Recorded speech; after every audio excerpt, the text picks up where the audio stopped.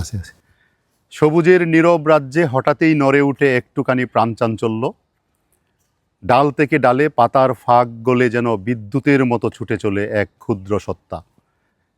সে কাঠবিড়ালি, ছোট্ট শরীর, তীক্ষ্ণ চোখ আর লেজ ভরা কৌতূহল নিয়ে সে যেন বনের গল্প বলা এক জীবন্ত ছন্দ।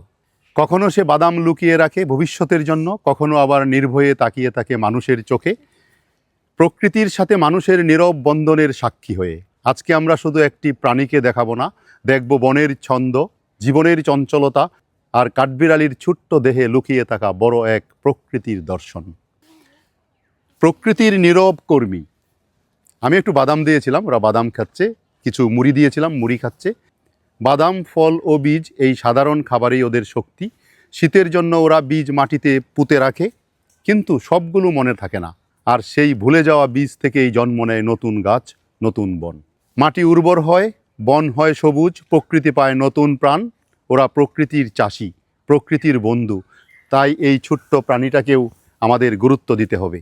কাঠবিড়ালির ভুলে যাওয়াকে আমরা দুর্বলতা ভাবি, অথচ এদের ভুলে যাওয়াই বন সৃষ্টিতে কাজে লাগে। মানুষ পরিকল্পনা করে বন কাটে, আর এই কাঠবিড়ালি ভুলে গিয়ে বন তৈরি করে।